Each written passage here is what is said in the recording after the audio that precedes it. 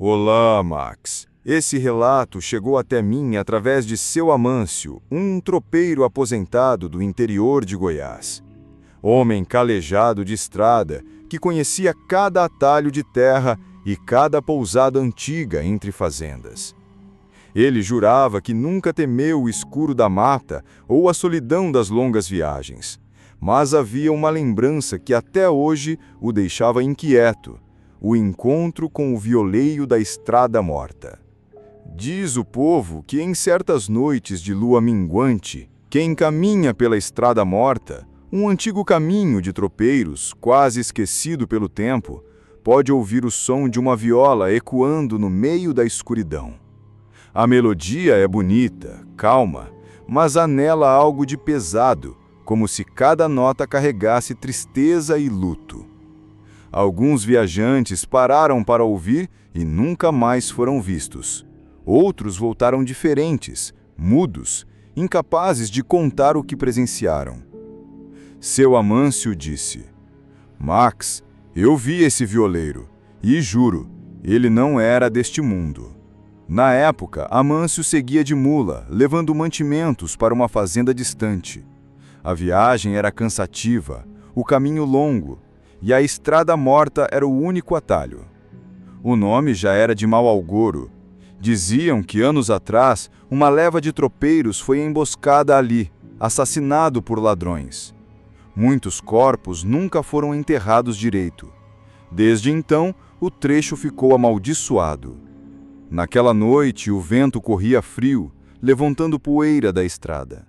O silêncio só era quebrado pelo trotar da mula e pelo coachar dos sapos ao longe. Foi quando Amâncio ouviu, primeiro bem baixo, o dedilhar de cordas de viola. A melodia crescia, suave, como se alguém tocasse sentado à beira do caminho.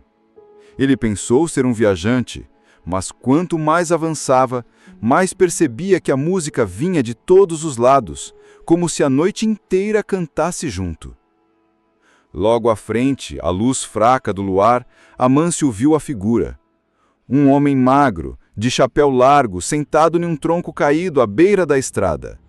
Tocava a viola com calma, olhando fixo para as cordas. O estranho não ergueu os olhos, mas o som da viola parecia conversar diretamente com a alma de Amâncio. A cada acorde, um arrepio percorria suas costas. De repente, o violeiro começou a cantarolar. A voz era grave, arrastada, como se viesse de dentro de um túmulo. Na estrada que leva, ninguém volta não. Quem ouve essa viola, leva marca no coração. Nesse momento, Amâncio notou algo terrível. O homem não tinha sombra. A lua brilhava, clara, mas atrás dele só havia vazio. E quando o chapéu se moveu, revelando parte do rosto, Amâncio viu que os olhos eram dois buracos negros, fundos, sem brilho de vida. Amâncio tentou acelerar a mula, mas o animal empacou, tremendo. O violeiro levantou devagar, sem parar de tocar, e começou a caminhar pelo meio da estrada. A cada passo, o som da viola ficava mais alto, quase ensurdecedor. Não parecia apenas música, parecia o bater de muitos corações como um cortejo fúnebre invisível. O medo tomou conta. Amâncio tentou rezar, mas as palavras não saíam. A boca secou e um frio subiu-lhe pela espinha. Foi quando o violeiro ergueu a cabeça e sorriu. A boca era mais larga do que deveria, e dentro dela não havia dentes. Apenas um buraco escuro, como se fosse a entrada de outro mundo. A viola soou um acorde agudo, estridente, e nesse instante, Amâncio conseguiu dar um grito e açoitar a mula. O animal disparou pela estrada, correndo desorientado, enquanto atrás dele a música continuava, agora misturada a gargalhadas. Ele não olhou para trás, só parou quando alcançou uma venda iluminada, a muitos quilômetros dali. No outro dia, Amâncio contou o que viu. Os mais velhos só balançaram a cabeça. Disseram que o violeiro da estrada morta era a alma de um músico emboscado junto aos tropeiros. Mataram-no à traição, e sua viola ficou manchada de sangue. Desde então, sua alma vaga, tocando para quem ousa passar. A música seria um lamento eterno, mas também uma armadilha. Quem para ouvir é condenado a acompanhar o violeiro, desaparecendo na estrada. Amâncio sobreviveu, mas nunca mais cruzou aquele caminho. Até hoje, ao ouvir o som de uma viola distante, ele sente o coração apertar. E sempre dizia: Marx, música de viola é coisa linda, mas se você ouvir sozinha na beira de uma estrada deserta, corra, porque pode ser o violeiro te chamando. Esse foi o relato do violeiro da Estrada Morta, Max. Uma lembrança arrepiante de como até a música, que consola e alegra, pode se transformar em chamado de morte na solidão da roça. Se você que está ouvindo gostou dessa narrativa, não esqueça de curtir o vídeo, se inscrever no canal e ativar as notificações para acompanhar mais histórias sombrias do interior do Brasil. Olá, Max. Esse relato foi contado por Dona Firmina, parteira antiga do interior do Piauí, mulher acostumada a entrar em casas de noite, ajudar nas dores de nascimento e lidar com os medos da roça. Firmina tinha ouvido firme, mas quando falava da menina da candeia apagada, sua voz baixava e os olhos ficavam marejados. Segundo ela, havia uma lenda conhecida em povoados espalhados pelo sertão. Uma menina aparecia sozinha nas estradas de terra, sempre carregando numa candeia apagada. Pedia fogo a quem passava. E o detalhe que assustava, quem ajudava acendendo a candeia depois não dormia mais em paz. Muitos ficavam doentes, outros desapareciam. Firmina dizia: Max, eu vi essa menina. Vi e por pouco não entreguei minha alma naquele instante. A vida no sertão era dura. O povo se guiava pela lua, pelas estrelas e pela luz fraca das candeias. A eletricidade não chegava e cada chama era preciosa. Nas noites escuras, as famílias se recolhiam cedo. Mas Firmina, por ser parteira, muitas vezes saía de madrugada, chamada para ajudar alguma mãe em trabalho de parto. Foi numa dessas idas que tudo aconteceu. A lua estava escondida, o vento quente levantava a poeira da estrada e só o som dos grilos preenchia o silêncio. De repente, Firmina viu adiante uma pequena figura parada no meio do caminho. Era uma menina, magra, de vestido branco gasto, segurando uma candeia apagada nas mãos. A voz dela era fraca, mas clara. Moça, me dá fogo, minha candeia apagou. Firmina sentiu um arrepio percorrer a espinha. A parteira se aproximou devagar. A menina parecia normal, mas havia algo de errado em seu rosto. Os olhos eram fundos, quase sem brilho, e o sorriso nunca se desfazia. Firmina tirou da bolsa uma caixinha de fósforos. Quando riscou para acender a chama, reparou que o vento, que antes era quente, ficou gélido, como se tivesse saído de dentro de um túmulo. A menina estendeu a candeia, mas mesmo quando o fósforo acendeu forte, a chama não pegava. Era como se o pavio estivesse sempre molhado, rejeitando o fogo. Foi então que a menina repetiu com voz mais firme, quase mandando: "Me dá fogo agora!" E nesse instante, Firmina viu que o sorriso da menina se abriu demais, mostrando dentes finos e pontiagudos, iluminados pela chama do fósforo. O fósforo queimou até os dedos de Firmina, que soltou um grito e deixou cair a caixinha. O vento soprou forte, apagando todas as chamas. A escuridão foi total. Firmina ouviu risadinhas infantis ao seu redor, como se não fosse apenas uma menina, mas várias, correndo pela estrada, escondidas. Os risos ecoavam de todos os lados, junto ao som de passos leves, descalços, aproximando-se. Ela tentou correr, mas as pernas pareciam pesadas. A única coisa que conseguiu foi rezar em voz alta, invocando os santos e benzendo-se. De repente, sentiu uma mão gelada agarrar o seu braço. Olhou para o lado e viu a menina, agora com os olhos completamente negros, sem pupilas, trazendo a candeia apagada perto do seu rosto. A voz saiu como um sussurro seco: "Dá fogo", ou "Vem comigo na escuridão". Firmina fechou os olhos, rezando ainda mais forte. Quando abriu, estava sozinha, caída no meio da estrada, o dia quase amanhecendo. Ela voltou para casa exausta, jurando nunca mais carregar fósforos consigo em viagens noturnas. Dias depois, conversando com moradores mais velhos, descobriu que muitos já tinham visto a mesma menina. Uns disseram que era o espírito de uma criança que morreu queimando o rosto com uma candeia. Outros acreditavam que era uma entidade da noite que vagava pedindo fogo para levar a alma de quem acendesse. Firmina sobreviveu, mas nunca esqueceu o aviso que recebeu de um rezador da região: "Quem dá fogo para essa menina apaga a própria luz da vida". Até os últimos dias, Firmina repetia sempre, em tom sério: "Max, se uma criança aparecer pedindo fogo na estrada, não acenda. Reze e siga seu caminho, porque nem toda luz apagada merece ser acesa". Esse foi o relato da menina da candeia apagada, Max. Uma lembrança perturbadora de como a inocência pode se disfarçar no escuro para atrair os vivos. Se você que está ouvindo gostou dessa narrativa, não esqueça de curtir o vídeo, se inscrever no canal e ativar as notificações para acompanhar mais histórias assombradas do interior do Brasil. Olá, Max. Esse relato veio de seu Hilário, vaqueiro antigo do sertão pernambucano.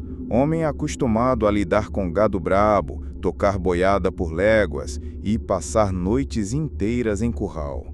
Apesar da coragem e da vida dura de vaqueiro, havia uma lembrança que ele nunca gostava de tocar: a do boi que berra na madrugada. Na região dele, o povo contava que em certas noites, perto das 3 da manhã, se ouvia um mugido forte, profundo, ecoando pelas serras e baixadas. O som vinha do curral vazio, como se um boi estivesse lá dentro. O estranho é que quando o povo ia olhar, não havia bicho nenhum, apenas o cheiro de sangue fresco e as marcas de casco no chão. Hilário dizia: "Max, eu ouvi esse boi, vi com meus olhos as marcas que ele deixou, e digo, era coisa de alma penada, de animal que morreu pedindo justiça". O trabalho de vaqueiro era pesado. O gado precisava ser vigiado de noite e de dia. Naquele tempo, muitas fazendas não tinham cercas firmes. Então, era costume revezar os homens para ficar de guarda no curral. O silêncio da madrugada no sertão era profundo. Só se ouvia o vento batendo nas palhas do telhado e, às vezes, o piado de coruja. Mas em uma noite de agosto, Hilário estava de vigia quando escutou o primeiro berro. Era um mugido longo, sofrido, como se o animal estivesse com dor. Ecoou tão forte que os cachorros começaram a latir e o galo cantou fora de hora. Ele pensou que fosse algum boi desgarrado. Pegou a lanterna de querosene e foi ver. Mas o curral estava vazio. No chão havia marcas de casco, fundas, frescas, como se um boi tivesse acabado de passar por ali. E o ar estava impregnado de um cheiro metálico, como sangue. Na noite seguinte, o mugido voltou, ainda mais alto. Os moradores próximos também ouviram. Alguns diziam que parecia um lamento humano misturado ao som do boi. Hilário resolveu esperar escondido, sentado atrás da cerca. Quando o som ecoou de novo, ele viu o impossível. Um boi negro, enorme, com olhos vermelhos como brasa, parado no meio do curral. O animal olhava fixo, sem se mover, apenas soltando mugidos longos e doloridos. Cada berro fazia a terra tremer e o ar ficava mais pesado. De repente, o boi baixou a cabeça, como se fosse investir, e Hilário percebeu que os chifres estavam cobertos de sangue fresco. O vaqueiro recuou apavorado, mas o boi desapareceu diante dos olhos dele. Sumiu como fumaça. No lugar, ficaram apenas as marcas de casco e uma poça vermelha que escorria devagar pela terra.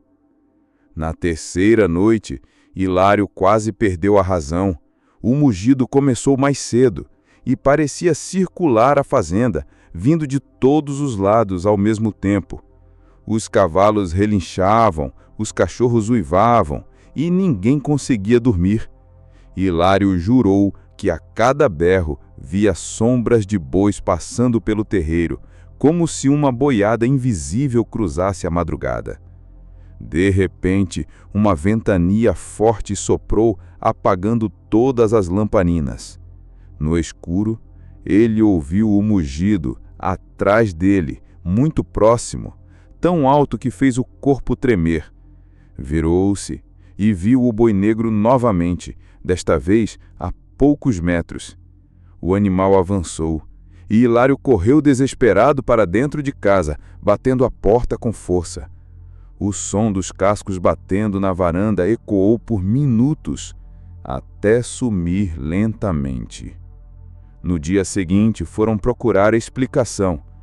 Os mais velhos contaram que, anos antes, um fazendeiro ganancioso tinha sacrificado um boi manso, em um ritual de promessa mal feita, pedindo fartura na seca. Diziam que o animal foi morto sem necessidade, de forma cruel, e que sua alma vagava berrando por justiça. O fato é que o fenômeno nunca cessou. Até hoje, em noites de agosto, o povo da região ainda escuta o berro do boi, profundo, cortando a madrugada. Seu Hilário sempre terminava o relato com um olhar sério e uma frase: Max, se escutar boi mugindo no escuro e não houver gado por perto, não procure, porque pode ser o boi da madrugada, e quem cruza o caminho dele nunca mais volta inteiro. Esse foi o relato do boi que berra na madrugada, Max. Mais uma história assombrada da roça, lembrando que até os animais, quando sofrem, podem carregar para sempre o peso da injustiça. Se você que está ouvindo gostou dessa narrativa, não esqueça de curtir o vídeo, se inscrever no canal e ativar as notificações para acompanhar mais histórias sombrias do interior do Brasil. Olá, Max. Esse relato foi me contado por seu Bartolomeu, um pescador velho do interior do Maranhão. Homem simples, acostumado a remar rios e a enfrentar noites frias, mas que sempre se arrepiava quando lembrava da Ponte dos Passos Invisíveis. No vilarejo dele, havia uma ponte de madeira, antiga, que cruzava um igarapé fundo e lamacento. Era passagem obrigatória para quem ia de uma comunidade a outra. De dia, parecia comum, só rangendo sob o peso de quem passava. Mas de noite, diziam que a ponte rangia sozinha. Os moradores juravam ouvir passos atravessando-a devagar, madeira por madeira, como se alguém caminhasse invisível no escuro. Seu Bartolomeu dizia com firmeza: Max, eu ouvi esses passos. Eu vi o que acontece quando alguém decide seguir o que não devia. A rotina do povo da beira do rio era sempre dura. Levantar cedo, armar as redes de pesca, cuidar das roças pequenas e atravessar a ponte para vender peixe e farinha na feira. De dia, a ponte era barulhenta, cheia de gente, mas de noite ninguém se arriscava.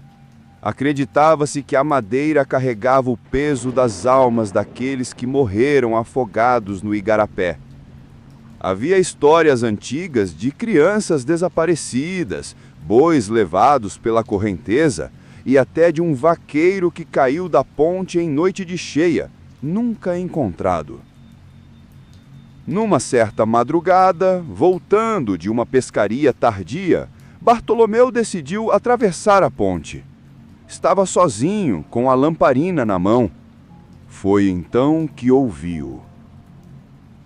Primeiro, um creque, creque, madeira cedendo como se alguém caminhasse logo à frente.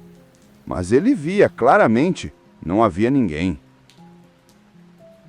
Bartolomeu parou. Os passos continuaram, um após o outro, compassados, pesados. A madeira rangia sobre um corpo invisível, avançando para o outro lado.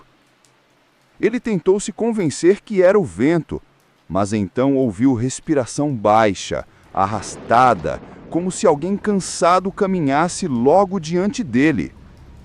A lamparina tremulecia, e a sombra projetada não era só a dele. Havia outra sombra, longa e distorcida, andando na frente, mas sem corpo que a sustentasse. De repente, os passos pararam, no meio da ponte, e a voz rouca e abafada ecoou. Vem, atravessa comigo. O frio subiu pela espinha de Bartolomeu, e ele percebeu que estava sendo convidado a seguir o invisível. Bartolomeu respirou fundo e deu um passo, tentando atravessar rápido, mas a ponte parecia se alongar diante dele. Quanto mais andava, mais distante ficava a outra margem. Os passos invisíveis recomeçaram, agora atrás dele, como se alguém o seguisse. A madeira rangia no mesmo compasso que o seu, só que meio segundo depois, como um eco vivo. De repente, ele sentiu um peso forte bater em suas costas, quase derrubando-o no igarapé. A lamparina caiu no rio e apagou. No escuro total, ouviu um som de muitas pessoas caminhando, dezenas de pés invisíveis atravessando a ponte em todas as direções. O barulho era ensurdecedor. Apavorado, Bartolomeu fechou os olhos e correu sem parar. Quando finalmente alcançou a margem, caiu de joelhos, o coração disparado. Atrás dele, a ponte ficou em silêncio absoluto. Na manhã seguinte, voltou com outros pescadores para olhar a ponte. A estrutura parecia normal, mas no meio dela havia marcas de lama, como pegadas humanas, indo e vindo, embora ninguém tivesse atravessado durante a noite. Os mais velhos confirmaram. Aquela ponte fora construída sobre o leito de um antigo cemitério indígena, deslocado à força pelos colonizadores. Desde então, as almas não encontraram descanso. Outros diziam que cada pessoa que desaparecia no igarapé passava a fazer parte da procissão invisível de passos. Seu Bartolomeu sobreviveu, mas jurava nunca mais atravessar a ponte sozinho, e sempre avisava: Max, se você ouvir passos numa ponte deserta, não siga, porque pode ser que não seja você quem vai atravessar, mas sim a morte que vai te buscar. Esse foi o relato da Ponte dos Passos Invisíveis, Max. Mais uma história da roça, mostrando que até as travessias mais comuns podem carregar o peso de espíritos que nunca chegaram ao destino. Se você que está ouvindo gostou dessa narrativa, não esqueça de curtir o vídeo, se inscrever no canal e ativar as notificações para acompanhar mais histórias assombradas do interior do Brasil.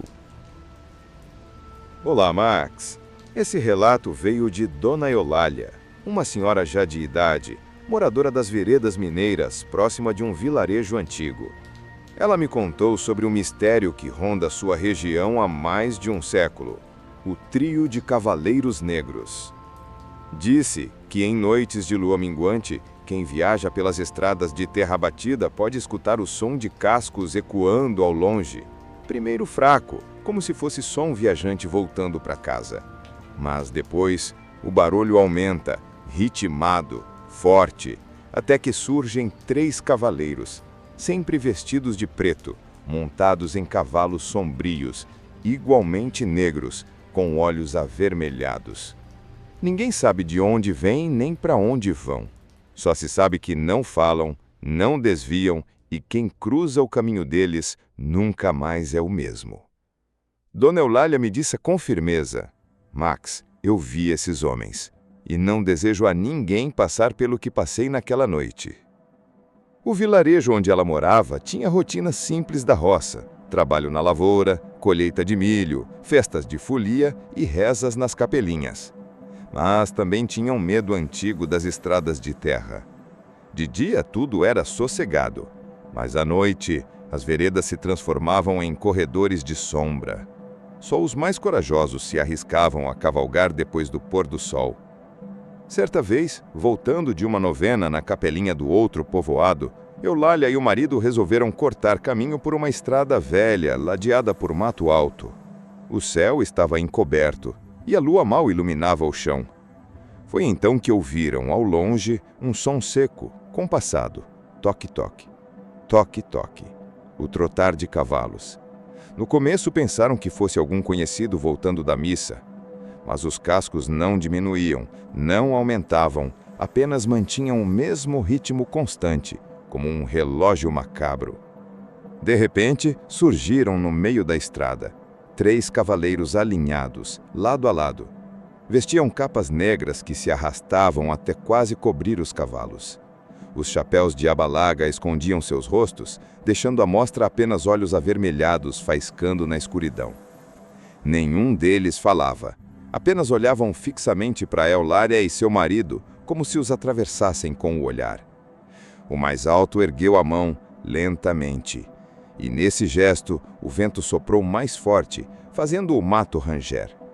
Os cavalos, embora negros, pareciam feitos de sombra, pois suas patas não deixavam marcas no chão batido. E o som dos cascos não vinha deles, mas sim ecoava de todos os lados, como se centenas de cavalos invisíveis os acompanhassem. Apavorado, o marido de Eulália puxou o cavalo para o acostamento e sussurrou para ela não olhar mais. Mas foi tarde. Os 3 cavaleiros avançaram, passando rente a eles, e quando isso aconteceu, o ar ficou gelado. Os animais de carga se agitaram e uma voz grave ecoou sem que nenhum dos cavaleiros abrisse a boca: A estrada não é para vocês. Eulália sentiu uma pressão no peito, como se faltasse ar, e jurou ouvir choros e lamentos vindos do mato. Era como se uma procissão de almas acompanhasse aqueles cavaleiros sombrios. O marido, desesperado, chicoteou o cavalo e disparou pela estrada, puxando Eulália consigo. Atrás deles, o som dos cascos aumentou, como se os 3 estivessem em perseguição. Mas, de repente, no meio da corrida, o som cessou. Quando olharam para trás, não havia nada, apenas a estrada vazia e o silêncio sufocante. Dias depois, ouviram de outros moradores que mais pessoas haviam visto os 3 cavaleiros naquela mesma estrada. Em todas as histórias, eles apareciam sempre alinhados, em silêncio, e nunca eram reconhecidos como gente do lugar. Alguns diziam que eram 3 irmãos fazendeiros que haviam feito pacto em vida e que agora vagavam como cobradores de almas. Outros acreditavam que eram soldados fugitivos da Guerra do Paraguai, mortos em emboscada, amaldiçoados a cavalgar para sempre, sem descanso. A verdade é que ninguém nunca conseguiu explicar. E até hoje, em noites de lua minguante, muitos evitam a estrada velha, temendo ouvir o som retimado dos cascos que anuncia a vinda do trio.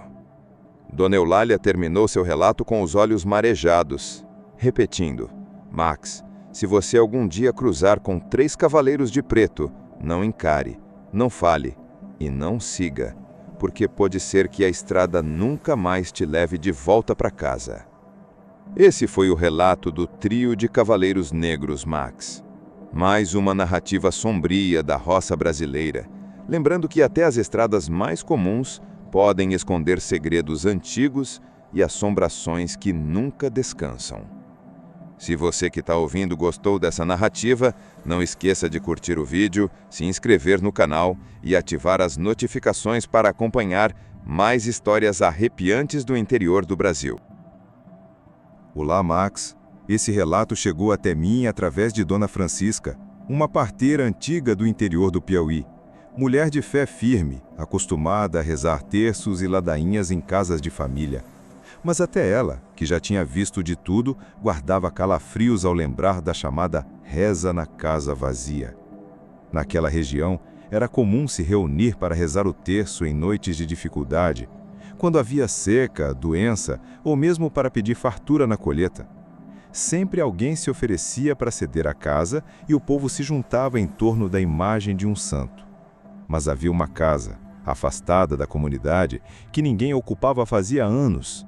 Uma casa grande, de taipa e telha velha, cujas paredes guardavam histórias de brigas de família, mortes repentinas e promessas não cumpridas. O povo dizia que dali saíam vozes em certas noites, vozes rezando, vozes que ninguém ousava acompanhar. Dona Francisca me disse com os olhos arregalados: Max, eu mesmo ouvi, e te garanto, não havia viva alma lá dentro. A vida seguia no vilarejo. O trabalho no roçado, as idas à feira, o povo conversando na sombra das mangueiras, e sempre havia a reza das sextas-feiras, alternando entre casas de vizinhos. Mas numa noite, Dona Francisca precisou passar perto da tal casa abandonada, voltando de um parto em outra comunidade. Era já alta madrugada, o vento soprava frio e a lua clareava apenas o suficiente para revelar as paredes rachadas e o quintal coberto de mato. Foi então que ouviu o som de vozes femininas entoando o terço. Santa Maria, Mãe de Deus! O coro era suave, mas firme, repetido em uníssono, como se dezenas de mulheres rezassem dentro da casa. Só que a porta estava escancarada, batendo com o vento. Não havia luz, não havia lamparina, a casa estava às escuras. Curiosa e assustada, Dona Francisca se aproximou da janela. O canto continuava. Orações inteiras ecoavam lá dentro, acompanhados pelo tilintar de contas de rosário, como se mãos invisíveis corressem pelas pedrinhas. Ela olhou para dentro. O salão estava vazio, paredes nuas, chão coberto de poeira, teias de aranha pelos cantos, e mesmo assim as vozes estavam ali, cheias, preenchendo cada canto da casa. De repente, um cheiro forte de vela queimada invadiu o ar, mas não havia vela acesa. No meio da ladainha, uma voz masculina, rouca, se ergueu sobre as demais, recitando em latim palavras que ela não compreendia. O coro feminino se calou e só essa voz ecoou, cada vez mais pesada, mais próxima, como se estivesse vindo na direção da janela onde ela espiava. Apavorada, Dona Francisca recuou. A voz masculina parou abruptamente, e no silêncio que se seguiu, Dona Francisca ouviu o que mais a gelou. Passos arrastados dentro da casa. Primeiro lentos, depois firmes, caminhando direto em direção à porta aberta. Ela sabia que não podia esperar. Segurou firme sua bolsa de parteira, fez o sinal da cruz e começou a correr pela estrada de terra. Atrás dela, ouviu a porta bater com força e, logo em seguida, uma risada baixa, gutural ecoando pela noite. O som a perseguiu por vários metros, até que finalmente cessou quando ela chegou perto do povoado. Seu corpo inteiro tremia e a respiração parecia não caber no peito. No dia seguinte, reuniu coragem e contou o que tinha vivido. Alguns confirmaram, já tinham ouvido as rezas ao passar pela casa. Outros diziam que, há muitos anos, naquela mesma sala, uma família inteira havia se reunido para um terço quando um dos filhos, tomado por raiva, matou o próprio irmão durante a oração. Diziam que, desde então, as almas nunca encontraram descanso, repetindo a reza noite após noite, presas no mesmo instante de tragédia. Há também quem jure que a voz masculina era do assassino, que até hoje pede perdão, tentando conduzir a ladainha, mas sempre interrompendo com sua culpa. Dona Francisca nunca mais passou sozinha por aquela estrada. Sempre fazia um desvio, mesmo que demorasse mais.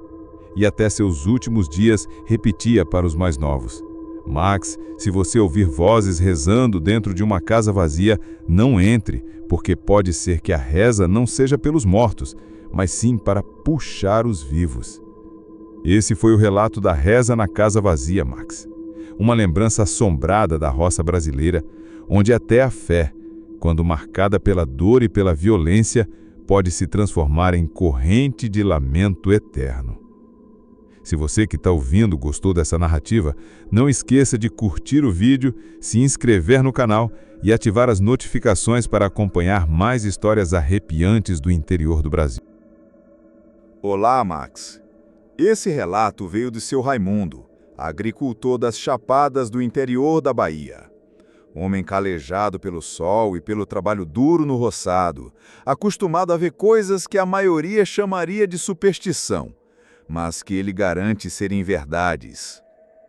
Na sua fazenda, como em muitas da região, havia espantalhos espalhados para proteger as lavouras de milho. Bonecos de palha vestidos com roupas rasgadas, chapéu de palha surrado e braços estendidos, vigiando os campos dia e noite. Mas havia um em especial, montado no mourão no meio da roça mais afastada. Esse espantalho ninguém gostava de chegar perto. As crianças não passavam por aquele lado e até os adultos mudavam de caminho quando iam capinar.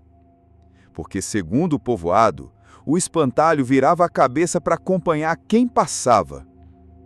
Seu Raimundo dizia com seriedade: Max, eu vi com meus próprios olhos, e vou te contar, não era boneco qualquer, era coisa ruim plantada na terra. A rotina no campo era pesada. O dia começava cedo, com o sol ainda nascendo, e só terminava quando a luz já ia embora. O milho precisava ser vigiado contra bandos de pássaros, e por isso o espantalho estava lá, firme no seu lugar. No começo parecia comum. Roupas rasgadas, um saco de estopa costurado como rosto, olhos pintados com carvão. Só que os trabalhadores começaram a notar coisas estranhas. Um dia, um rapaz que passava jurou que o espantalho tinha virado a cabeça devagar, acompanhando seus passos até ele sumir da roça. Outro disse que ouviu um rangido, como se o mourão estivesse se mexendo, e quando olhou, o espantalho estava com o rosto virado para ele, mesmo estando antes de costas. No fim da tarde, seu Raimundo decidiu verificar por si mesmo. Passou diante do boneco e, no reflexo da luz do sol poente, viu o saco de estopa girar lentamente. Os olhos de carvão não olhavam mais para frente, mas diretamente para ele. De repente, Raimundo ouviu risadas baixas vindas do meio da roça. Não era só uma, mas várias, como se crianças zombassem dele, embora não houvesse ninguém ali. O boneco abriu um pouco os braços de palha, e o chapéu de palha caiu no chão. Ele tinha se mexido sozinho. Apavorado, Raimundo tentou se levantar, mas tropeçou na própria lamparina e derrubou a chama no chão. A roça inteira mergulhou na escuridão. No breu, os risos aumentaram, ecoando de todos os lados, e o som de passos secos, como de pés arrastando palha, se aproximou. Raimundo correu entre as fileiras de milho, sentindo as folhas arranharem seu rosto. Atrás dele, o barulho dos passos o sequia, rápidos, pesados, junto com o som de madeira rangendo, como se o mourão tivesse se soltado do chão. Quando olhou de relance para trás, jurou ver o espantalho correndo atrás dele, com a cabeça virada de lado, os braços abertos, avançando com agilidade impossível para um boneco de palha. Ele só parou quando alcançou a porteira da fazenda.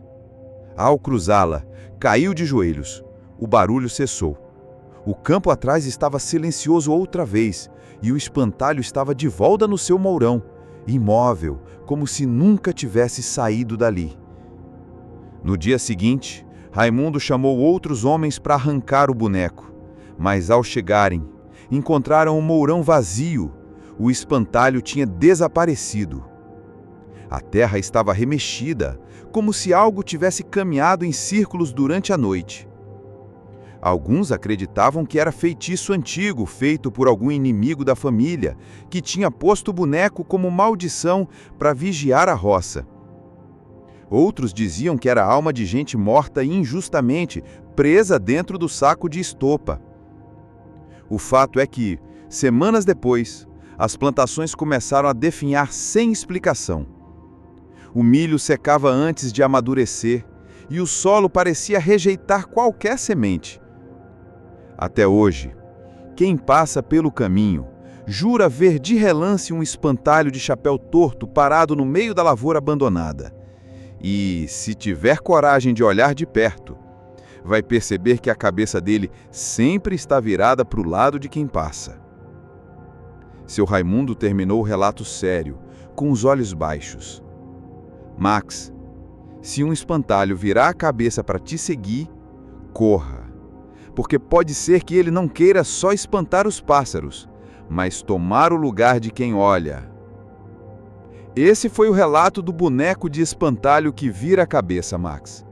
Mais uma lembrança sombria da roça, mostrando que até aquilo que é feito para proteger pode carregar dentro de si uma presença terrível.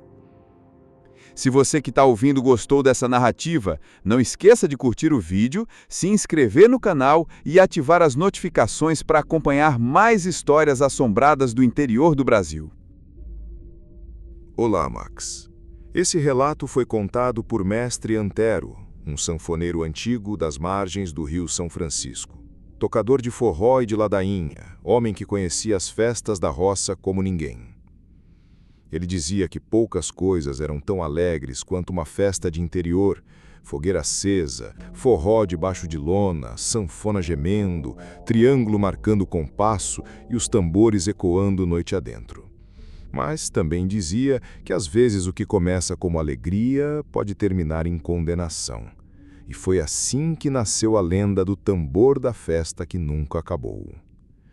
Na beira de um arraial abandonado, ainda hoje, em certas madrugadas, se escuta um batuque vindo do nada. E quem se atreve a seguir o som, quase nunca volta igual. Mestre Antero jurava: Max, eu ouvi aquele tambor. Ouvi e vi gente dançando onde não havia viva alma. O cotidiano naquela região era simples. Trabalho duro no campo, rezas ao cair da tarde e, de vez em quando, uma festa para espantar a tristeza da seca. Numa dessas festas, muitos anos atrás, ergueram um barracão de palha no terreiro de um fazendeiro. A noite foi longa, regada a cachaça, riso e dança. Mas, quando o galo cantou, a festa não parou. O tambor batia sem descanso, como se tivesse vida própria. O sanfoneiro cansou, o violeiro parou, mas o batuque seguia firme, arrastando as pessoas a continuar rodopiando. Na manhã seguinte, o barracão estava vazio. Nenhum dos festeiros foi encontrado. Apenas o tambor, caído no chão, com a pele ainda quente como se alguém tivesse acabado de tocar. Desde então, quem passa pela estrada próxima ao arraial abandonado, em certas noites ouve o mesmo batuque, marcando um compasso firme, convidando os incautos a seguir o ritmo. Mestre Antero contou que numa noite de lua cheia, voltava da beira do rio quando ouviu o tambor. No começo pensou ser alguma festa tardia. O som vinha forte, ritmado, como se uma multidão estivesse dançando. Curioso, decidiu seguir o batuque. Quanto mais andava, mais nítidos ficavam os sons. Palmas, risadas, cantoria. Ao se aproximar do terreiro abandonado, viu uma cena impossível. O barracão que já não existia estava ali outra vez, iluminado por lamparinas. Homens e mulheres dançavam em roda, rodando vestidos coloridos, batendo o pé no chão batido. Mas havia algo errado. As pessoas não tinham rosto. Eram sombras dançantes, corpos sem feições que se moviam num compasso hipnótico. E no centro de todos, um tambor enorme batia sozinho, sem ninguém tocá-lo. A pele repuxava e suava, como se tivesse mãos invisíveis marcando o ritmo. O sanfoneiro ficou paralisado, observando aquela dança impossível. De repente, uma das figuras sem rosto parou e virou a cabeça em sua direção. Apesar de não ter olhos, ele sentiu o olhar queimando em cima de si. O tambor aumentou de volume, cada batida fazendo seu peito estremecer. As sombras começaram a chamar por ele, estendendo os braços como se o convidassem para entrar na roda. A cada passo que davam, o som do tambor se tornava ensurdecedor.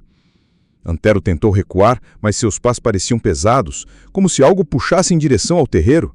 O ar ficou quente, cheirando a suor e cachaça. Embora o lugar tivesse vazio e abandonado, com um último esforço, ele conseguiu fazer o sinal da cruz e correu, sem olhar para trás. O som do tambor o perseguiu pela estrada inteira, batendo forte, como se ecoasse dentro da própria cabeça. Quando chegou em casa, o batuque cessou de repente, e ele desabou, sem forças. No dia seguinte, Antero voltou ao local com outros homens. O barracão não estava mais lá, apenas as ruínas cobertas de mato. Mas no chão encontraram marcas circulares, como se pés tivessem dançado ali a noite toda. No centro do terreiro havia o tambor, velho, rasgado, coberto de pó, mas ao tocá-lo, um dos homens jurou sentir a pele vibrar sozinha, como se ainda tivesse vida. As histórias se espalharam. Uns diziam que aquela festa fora amaldiçoada porque o dono do barracão não pagou as promessas que devia a um santo. Outros acreditavam que o tambor havia sido usado em feitiçaria, aprisionando as almas dos festeiros para sempre dentro da dança. Mestre Antero nunca mais voltou àquele lugar, mas sempre repetia: Max, se ouvir tambor na noite e não houver festa por perto, não siga o som, porque pode ser que você dance até nunca mais voltar. Esse foi o relato do tambor da festa que nunca acabou, Max. Mais uma história assombrada da roça, lembrando que até a música, quando marcada pela maldição, pode prender vivos e mortos no mesmo compasso eterno. Se você que está ouvindo gostou dessa narrativa, não esqueça de curtir o vídeo, se inscrever no canal e ativar as notificações para acompanhar mais histórias sombrias do interior do Brasil.